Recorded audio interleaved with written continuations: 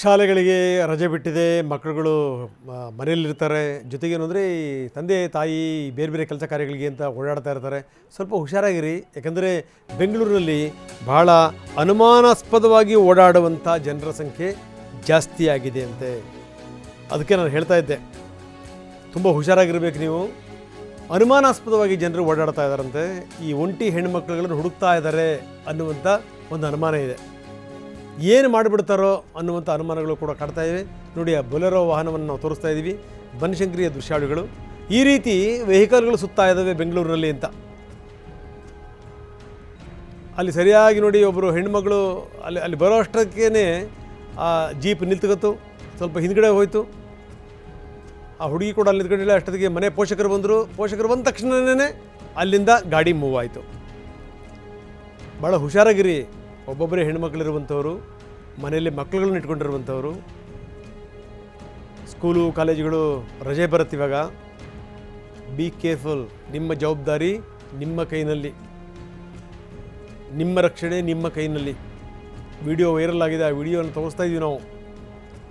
ನೋಡಿ, ಆ ಹುಡುಗಿ ಹೊರಗಡೆ ಬರ್ತಿದ್ದಂಗನೇ ಸರಿಯಾಗಿ ಬಂದು ವೆಹಿಕಲ್ ನಿಲ್ತು. ಕೊನೆಗೆ ಅವರ ಅಪ್ಪನ ಕರೆದವಳು. ಅವರಪ್ಪ ಬರ್ತಿದ್ದಂಗನೇ ವೆಹಿಕಲ್ ಅಲ್ಲಿಂದ ಮೂವ್. ತುಂಬ ಸ್ಪಷ್ಟವಾಗಿ ಕಾಣ್ತಾ ಇದ್ದಾರೆ, ಅದರಲ್ಲಿ ಜನಗಳು ಕೂಡ ಇದ್ದಾರೆ. UP ಪಾಸಿಂಗ್ ಇರುವಂಥ ಜೀಪ್ ಇದು. ತುಂಬ ಜನಕ್ಕೆ ಗೊತ್ತಿರಲಿ ಈ ಸಂಗತಿ. ಇತ್ತೀಚಿನ ದಿನಗಳಲ್ಲಿ ದಾಖಲೆಯ ಪ್ರಮಾಣದಲ್ಲಿ ಮಕ್ಕಳುಗಳು ನಾಪತ್ತೆ ಆಗ್ತಾ ಇವೆ, ಅದರಲ್ಲೂ ಹೆಣ್ಣುಮಕ್ಕಳು. ದಾಖಲೆಯ ಪ್ರಮಾಣದಲ್ಲಿ ಎಲ್ಲಿ ಹೋಗ್ತಾರೆ, ಏನು ಎತ್ತ, ಮಿಸ್ಸಿಂಗ್ ಕೇಸ್ಗಳು ತುಂಬ ಜಾಸ್ತಿ ಆಗ್ತಾ ಇವೆ. ಕಳೆದಂಥ ಹೆಣ್ಣುಮಕ್ಕಳು ಕಳ್ಕೊಂಡು ಹೋಗಿರುವಂಥವರು ಸಿಗಲ್ಲ. ಯಾರೆಲ್ಲಿ ಕರ್ಕೊಂಡು ಹೋಗ್ಬಿಡ್ತಾರೋ, ಯಾರಿಗೆ ಮಾರಿಬಿಟ್ಟಿರ್ತಾರೋ, ಏನು ಕತೆನೋ. ಮೊದಲೇ ಏನು ಅಂತಂದರೆ ಕಾಲ ಕೆಟ್ಟು ಹೋಗಿದೆ ಇವಾಗ. ಹೀಗಾಗಿ ನಿಮ್ಮ ರಕ್ಷಣೆ ನಿಮ್ಮ ಕೈನಲ್ಲಿ. ಎಷ್ಟು ನೀವು ಕೇರ್ಫುಲ್ಲಾಗಿರ್ತೀರೋ ಅಷ್ಟು ಒಳ್ಳೆಯದು. ಎಂಥ ದೌರ್ಭಾಗ್ಯ ನೋಡಿ. ತಾಯಿ ಆಕೆ ಸಾಫ್ಟ್ವೇರ್ ಇಂಜಿನಿಯರ್, ವರ್ಕ್ ಫ್ರಮ್ ಹೋಮ್ನಲ್ಲಿದ್ದರು. ಏನೋ ಟೆರೆಸ್ ಮೇಲೆ ಅಂತ ಹೋಗಿದ್ರು ಬಟ್ಟೆ ಒಣಗಾಕಲಿಕ್ಕೆ. ಆದರೆ ಬಕೆಟಲ್ಲಿ ಮಗು ಬಿದ್ದು ಸತ್ತೇ ಹೋಯಿತು. ಆಕೆ ಬಂದು ನೋಡ್ತಾಳೆ, ಮಗು ಸತ್ತಿದೆ. ತಕ್ಷಣ ನೋಡಿ ಆಕೆ ಎಂಥ ನಿರ್ಧಾರಕ್ಕೆ ಬರ್ತಾಳೆ ಅಂದರೆ, ಆ ಮಗುವಿನ ಸಾವಿಗೆ ನಾನೇ ಕಾರಣ ಅಂದ್ಕೊಂಡು ಆಕೆ ಬೇರೆ ಬೇರೆ ರೀತಿಯಲ್ಲಿ ಸಾಯಕ್ಕೆ ಪ್ರಯತ್ನ ಪಡ್ತಾಳೆ. ಕೈನ ಕೊಯ್ಕೋತಾಳೆ, ಇದೇನು ವರ್ಕೌಟ್ ಆಗಲ್ಲ. ಮಾತ್ರೆ ನುಂಗುತ್ತಾಳೆ, ಅದು ವರ್ಕೌಟ್ ಆಗಲ್ಲ. ಕೊನೆಗೆ ಆಕೆ ನೇಣು ಹಾಕ್ಕೊಂಡು ಸತ್ತೇ ಹೋಗ್ತಾಳೆ. ಸಂಜೆ ಮನೆಗೆ ಬಂದಂಥ ಗಂಡ ಶಾಕ್. ತನ್ನ ಹತ್ರ ಒಂದು ಕೀ ಇರುತ್ತೆ, ಆ ಕೀನ ಬಳಸಿ ಗಂಡ ಒಳಗಡೆ ಬರ್ತಾನೆ. ನೋಡಿದ್ರೆ ಆ ಹೆಂಡತಿ ಸತ್ತೋಗ್ಯಾಳೆ, ಕೈಯೆಲ್ಲ ಕೊಯ್ಕೊಂಡಿಯಾಳೆ, ಅಲ್ಲಿ ವಿಪರೀತ ರಕ್ತ. ಏನಿದು ಅಂತ ನೋಡುವಂಥ ಸಂದರ್ಭದಲ್ಲಿ ಮಗುನೂ ಕೂಡ ಸತ್ತಿದೆ. ಜೊತೆಗೊಂದು ಡೆತ್ ನೋಟ್ ಕೂಡ ಇತ್ತು, ಈ ಮಗುವಿನ ಸಾವಿಗೆ ನಾನೇ ಕಾರಣ ಅಂತ. ಎಂಥ ಸ್ಥಿತಿ ನೋಡಿ. 11 ತಿಂಗಳ ಮಗು ಅಗಸ್ತ್ಯ ಮತ್ತು 29 ವರ್ಷದ ತಾಯಿ ಪ್ರತಿಭಾ.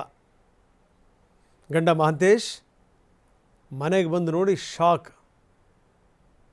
ತಾಯಿ ತನ್ನ ಕೆಲಸದಲ್ಲಿ ತಾನು ನಿರತವಾಗಿದ್ದರು. ಪಾಪ ಆ ಮಗು ಆಟ ಆಡ್ತಾ ಬಚ್ಚಲ ಮನೆಗೆ ಹೋಗಿದೆ. ಬಕೆಟಲ್ಲಿ ನೀರು ತುಂಬಿತ್ತು, ಮಗು ಬಕೆಟಲ್ಲೇ ಬಿತ್ತು. ಮಗು ಯಾವಾಗ ಸತ್ತಿದೆ ಅಂತ ಗೊತ್ತಾಗ್ಬಿಡ್ತಲ್ಲ, ತಾಯಿ ಆ ಕ್ಷಣದಲ್ಲಿ ನಿರ್ಧಾರ ಮಾಡಿದ್ಲು, ನಾನು ಬದುಕಬಾರ್ದು ಅಂತ. ನೋಡಿ ಎಂಥ ಸ್ಥಿತಿ. ಬನ್ನಿ, ನಮ್ಮ ಪ್ರತಿನಿಧಿ ಅಲ್ಲಿಂದ ಒಂದು ಪ್ರತ್ಯಕ್ಷ ವರದಿ ಕೊಟ್ಟಿದ್ದಾರೆ, ನೋಡೋಣ. ಬೆಂಗಳೂರಿನ ಚಂದ್ರ ಲೇಔಟ್ನಲ್ಲಿ ತಾಯಿ ಮನೆ ಮುಂದೆ ಒಣ ಹಾಕಿದಂಥ ಬಟ್ಟೆಗಳನ್ನು ತರಲು ಹೋಗಿದ್ದಂಥ ಸಂದರ್ಭದಲ್ಲಿ ಮಗು ಬಚ್ಚಲ ಮನೆಯಲ್ಲಿದ್ದಂಥ ಬಕೆಟ್ನಲ್ಲಿ ಮುಳುಗಿ ಸಾವನ್ನಪ್ಪಿರುವಂಥ ಒಂದು ಹೃದಯ ವಿದ್ರಾವಕ ಘಟನೆ ನಡೆದಿದೆ. ಅದು ಮಗು ಸಾವನ್ನಪ್ಪಿದ ಮೇಲೆ ತಾಯಿನೂ ಕೂಡ ಮನೆಯಲ್ಲಿ ಆತ್ಮಹತ್ಯೆಗೆ ಶರಣಾಗಿದ್ದಾಳೆ. ಇದು ಬೆಂಗಳೂರಿನ ಚಂದ್ರ ಲೇಔಟ್ನಲ್ಲಿರುವಂಥ ಒಂದು ಮನೆ. ಈ ಮನೆಯಲ್ಲಿ ಪ್ರಮುಖವಾಗಿ ಈ ಮನೆ 2 ಫ್ಲೋರ್ ಇದೆ. 3ನೇ ಫ್ಲೋರ್ನಲ್ಲಿ ಒಂದು ಮನೆ ಇದೆ. ಈ ಮನೆಯಲ್ಲಿ ಒಂದು ಮೃತರಾಗಿರುವಂಥ ಪ್ರತಿಭಾ ಆಗಿರ್ಬೋದು, ಜೊತೆಗೆ ಅಗಸ್ತ್ಯ ಅನ್ನೋ ಒಂದು 11 ತಿಂಗಳ ಮಗು ಮತ್ತು ಅವರ ಪತಿ ಮಹಾಂತೇಶ್ ಅನ್ನೋರು, ಇವರು 3 ಜನ ವಾಸ ಮಾಡ್ತಿರ್ತಾರೆ.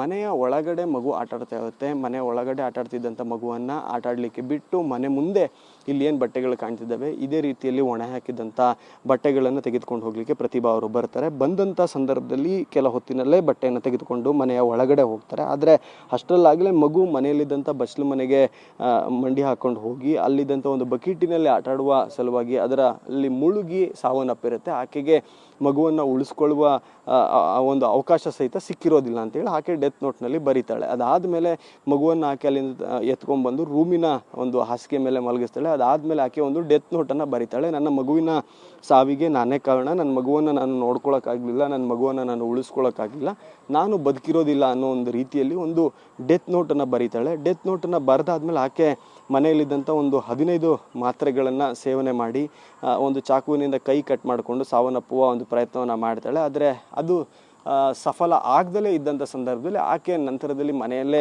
ನೇಣನ್ನು ಹಾಕ್ಕೊಂಡು ಸಾವನ್ನಪ್ತಾಳೆ. ಅವರ ಪತಿ ಕೆಲಸ ಮುಗಿಸ್ಕೊಂಡು ರಾತ್ರಿ ಮನೆಗೆ ಬಂದಂಥ ಸಂದರ್ಭದಲ್ಲಿ ಪತ್ನಿ ಬಾಗಿಲು ತೆಗೆಯಲ್ಲ. ಆಗ ಆತನ ಬಳಿ ಇದ್ದಂಥ ಮನೆಯ ಇನ್ನೊಂದು ಕೀಯಿಂದ ಆತ ಡೋರನ್ನು ಓಪನ್ ಮಾಡಿ ಒಳ ಹೋದಂಥ ಸಂದರ್ಭದಲ್ಲಿ ಪತ್ನಿ ನೇಣಿಗೆ ಶರಣಾಗಿರುವಂಥದ್ದು ಮತ್ತು ಆ ಮಗು ಹಾಸಿಗೆ ಮೇಲೆ ಮೃತನಾಗಿ ಮಲಗಿರುವಂಥದ್ದು ಕಂಡು ಆತ ಗಾಬರಿಗೊಂಡು ಅಕ್ಕಪಕ್ಕದವರಿಗೆ ಮಾಹಿತಿಯನ್ನು ನೀಡಿ ನಂತರ ಚಂದ್ರಲೇಔಟ್ ಪೊಲೀಸರಿಗೆ ಮಾಹಿತಿಯನ್ನು ನೀಡ್ತಾರೆ. ಈಗ ಸದ್ಯಕ್ಕೆ ಮೃತರ ಎರಡು ಅಂದರೆ ತಾಯಿ ಮತ್ತು ಮಗುವಿನ ಮೃತದೇಹಗಳನ್ನು ವಿಕ್ಟೋರಿಯಾ ಆಸ್ಪತ್ರೆಗೆ ರವಾನೆ ಮಾಡಲಾಗಿದ್ದು ಅಲ್ಲಿ ಒಂದು ಮರಣೋತ್ತರ ಪರೀಕ್ಷೆಯನ್ನು ಮಾಡಲಾಗ್ತದೆ. ಮರಣೋತ್ತರ ಪರೀಕ್ಷೆ ಬಳಿಕ ಕುಟುಂಬಸ್ಥರಿಗೆ ಮೃತದೇಹವನ್ನು ಹಸ್ತಾಂತರ ಮಾಡಲಾಗುತ್ತೆ. ಇಲ್ಲಿ ಪ್ರಮುಖವಾಗಿ ಗಮನಿಸಬೇಕಾಗಿದ್ದಂದರೆ ಕೇವಲ ಮಗುವನ್ನು ನೋಡ್ಕೊಳ್ಳಿಕ್ಕೆ ಆಗದಲೇ ಇದ್ದಂಥ ಕಾರಣ ಏನಿದೆ ಅದು ತುಂಬ ಸಣ್ಣ ಕಾರಣ. ಯಾಕಂತಂದರೆ ಮನೆಯ ಮೇಲ್ಗಡೆ ಇರುವಂಥ ಟೆರೆಸ್ ಮೇಲೆ ಹೋಗಿ ಬರಲಿಕ್ಕೆ ಸಮಯ ಆಗ್ತಿತ್ತು ಅಂತ ಹೇಳಿ ಆಕೆ ಮಗುನ ಎತ್ಕೊಂಡು ಹೋಗ್ತಿದ್ಲೋ ಏನೋ. ಆದರೆ ಇಲ್ಲಿ ಮನೆ ಮುಂದೆನೇ ಈ ಜಾಗ ಇತ್ತು ಬಟ್ಟೆಯನ್ನು ಒಣೆ ಹಾಕಲಿಕ್ಕೆ ಮತ್ತು ಬಟ್ಟೆಯನ್ನು ಎತ್ಕೊಂಡ್ಬರಲಿಕ್ಕೆ. ಅಲ್ಲಿ ಹೋದಂಥ ಕೆಲವು ನಿಮಿಷಗಳಲ್ಲಿ ಈ ಒಂದು ಮಗು ಮೃತಪಟ್ಟಿದೆ ಅನ್ನೋ ರೀತಿಯಲ್ಲಿ ಆಕೆ ಡೆತ್ ನೋಟನ್ನು ಬರೆದು